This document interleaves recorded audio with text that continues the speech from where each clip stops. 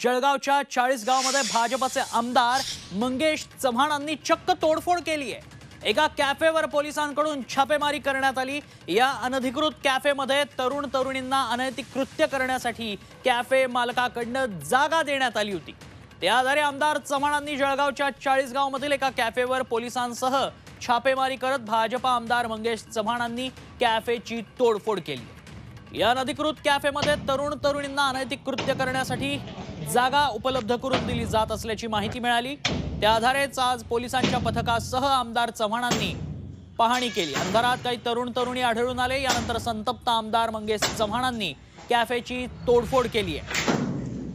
Cafe मालकाला पोलिसांनी ताब्यात घेतलंय। चौकशी सुरू आहे।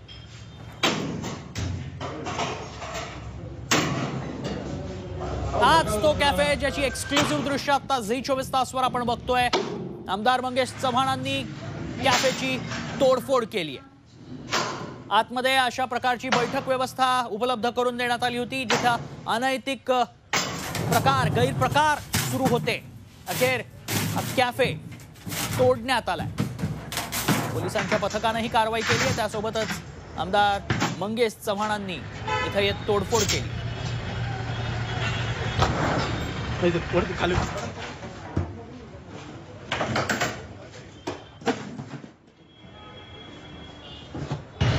सहा मुलं आणि 6 मुली इथे सापडल्यात।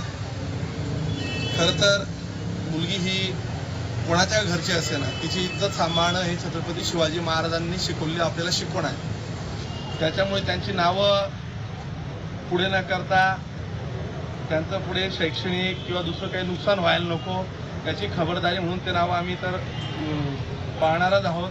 पण त्या मुलांना प्रिव्हेन्शन म्हणून पोलीस प्रशासन कारवाई घेईल आणि स्वतः आज हे कॅफे आम्ही नगरपालिका, पोलीस प्रशासन आणि मी स्वतः सहकार्यांनी हे उद्ध्वस्त केलं।